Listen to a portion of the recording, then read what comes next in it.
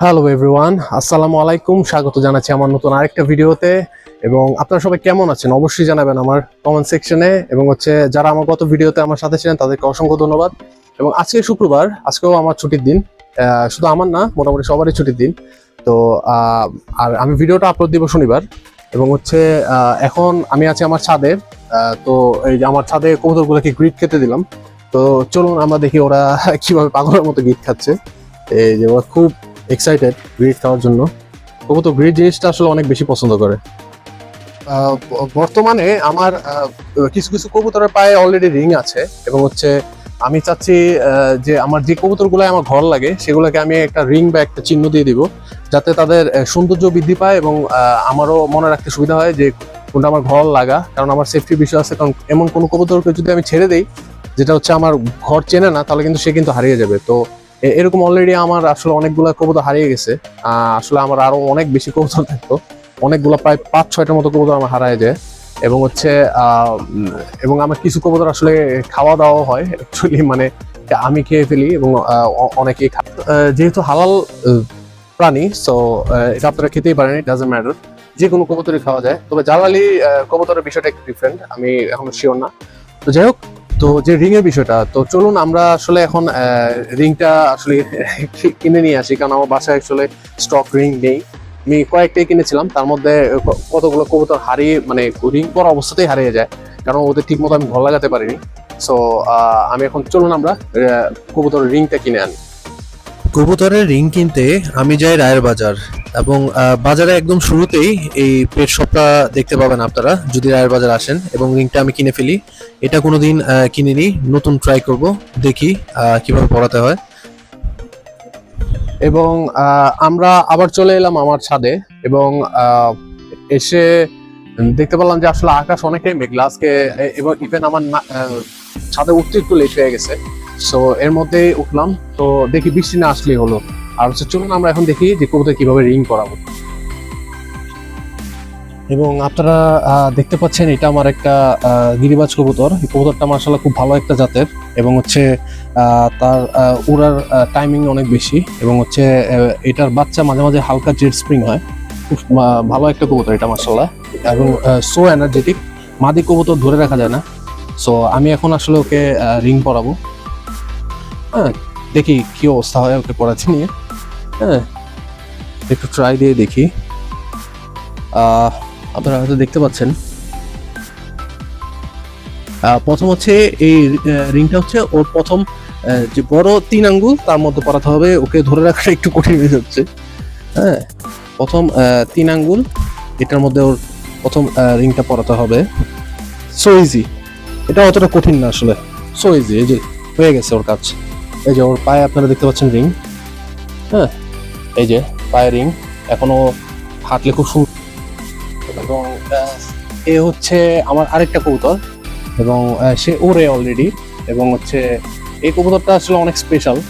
তার এই মানে সে প্রায় মৃত্যু পথে যাত্রী ছিল, তার পক্স হয়ে মারা যাওয়ার মতো অবস্থা ছিল। বাট এখন আলহামদুলিল্লাহ সে সুস্থ। এবং কবুতরটা খুবই সুন্দর, দেখেন খুবই সুন্দর। এখন ওকে আমি রিং পরাবো। এখন ট্রাই করবো ওকেও রিংটা পরানোর। যাবে। এই যে ওকেও পরে ফেলাম খুব ইজিলি। এই যে ওকেও দেখতে খুব সুন্দর লাগছে মাশাআল্লাহ। ঠিক আছে, এই আর কি। কবুতরটা দেখুন, খুব সুন্দর একটা কবুতর মাশাআল্লাহ।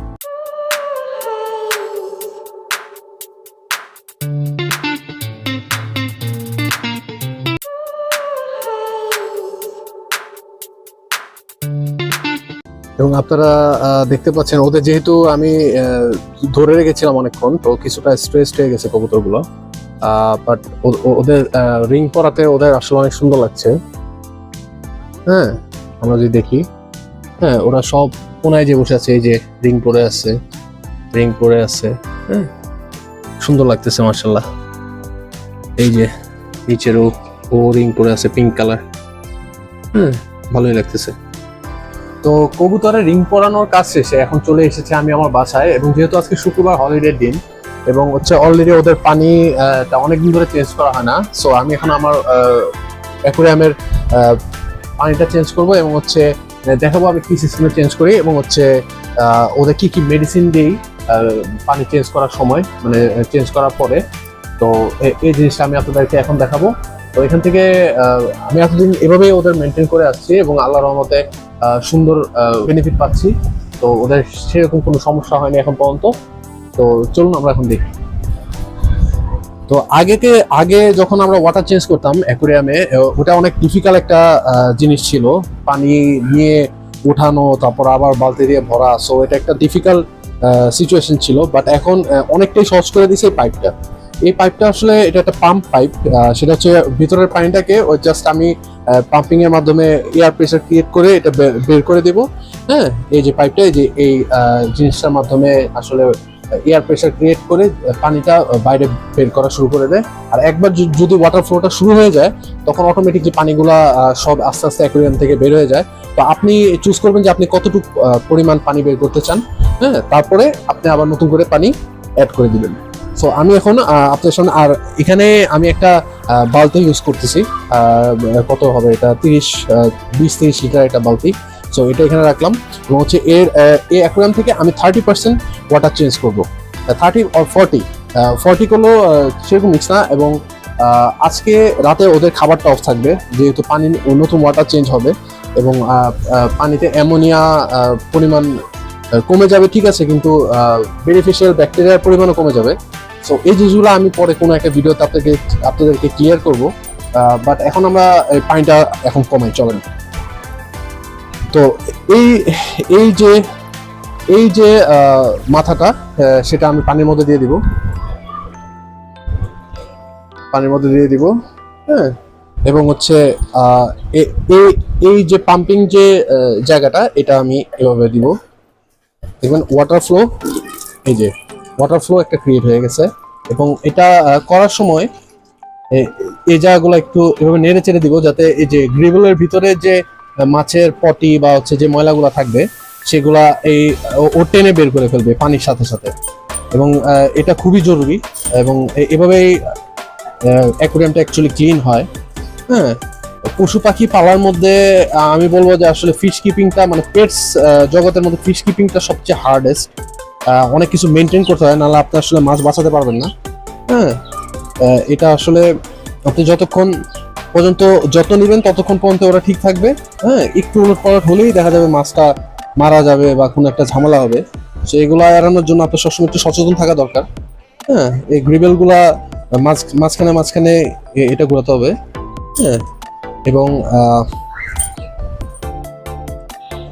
আমি এখন উঠিয়ে ফেলবো, যেহেতু এক বালতি পানি হয়ে গেছে। ওয়াটার চেঞ্জিং এর সময় অবশ্যই পুরোপুরি পানি অবশ্যই চেঞ্জ করা যাবে না, তাহলে মাছ অবশ্যই মারা যাবে। সো আপনাকে খুব কেয়ারফুল থাকতে হবে যাতে 30-40% এর বেশি পানি চেঞ্জ না হয়। কারণ পুরান পানিটার মধ্যে আসলে অনেক বেনিফিশিয়াল ব্যাকটেরিয়া থাকে, যেটা মাছের জন্য খুবই জরুরি। এই বেনিফিশিয়াল ব্যাকটেরিয়া ছাড়া মাছ বাঁচতে পারে না।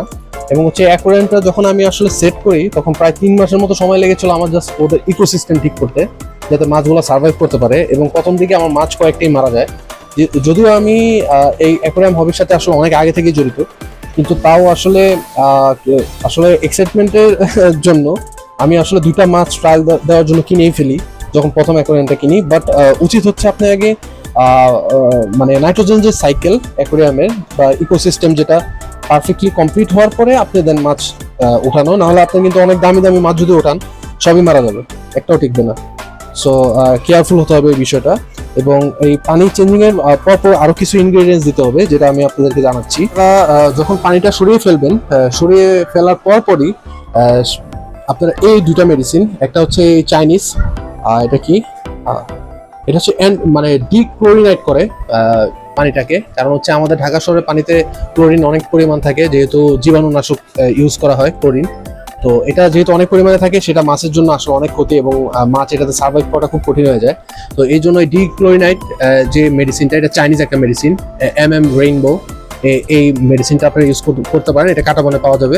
এবং হচ্ছে এর সাথে এটা টোকিও ব্লু লিকুইড, এটা হচ্ছে মাছের ওয়াটার চেঞ্জিং এর পরে যে স্ট্রেস লেভেলটা হাই হয়ে যায়, এটার জন্য এই ব্লু কালার এই মেডিসিনটা ইউজ করতে হয়, যাতে হচ্ছে মাছ কিছুটা স্ট্রেস ফ্রি থাকে এবং হচ্ছে পানিটা কিছুটা ক্লিয়ার থাকে।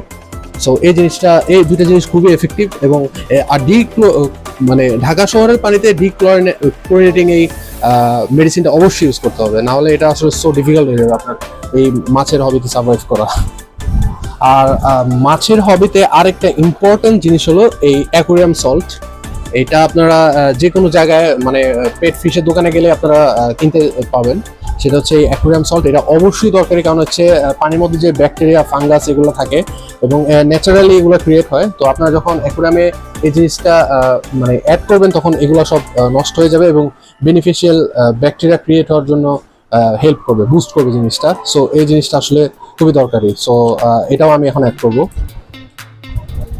এবং 40% পানি চেঞ্জের পর এবং হচ্ছে পানিটা এই মেডিসিনগুলো এবং লবণ মিক্স করার পর পানিটা আমি অ্যাড করে দিয়েছি, বাকি যে পানিটা ছিল। এবং হচ্ছে অ্যাড করার পর আমি হচ্ছে হিটারটা চালু করে দিয়েছি এবং হচ্ছে ব্লু কালার লাইটটা অ্যাকোয়ারিয়ামে জ্বালিয়ে দিয়েছি। তাতে হয়েছে কি যে মাছগুলো অনেকটা স্ট্রেস ফ্রি থাকবে এই ব্লু লাইটের কারণে। আর হচ্ছে এই হিটারটা হচ্ছে মানে আমি যে লবণটা দিলাম এবং হচ্ছে হিটারের হিটে ভিতরে যে ব্যাকটেরিয়া এবং ফাঙ্গাস বা যে জীবাণুগুলো আছে সবগুলাই মারা যাবে। সো আবার তো ফিশগুলা আগের মতো সুন্দরভাবে লাইফ লিড করতে পারবে। তো এই আর কি। তো যেটা বলছিলাম, তো এতক্ষণ আমার সাথে থাকার জন্য আপনাদেরকে অসংখ্য ধন্যবাদ। এবং নেক্সট ভিডিও আসা পর্যন্ত ইনশাল্লাহ অপেক্ষা করবেন। এবং আপনাদের ভিডিওটা কেমন লাগলো আমার কমেন্ট সেকশনে লিখবেন। এবং আপনাদের সবাইকে আসসালামু আলাইকুম।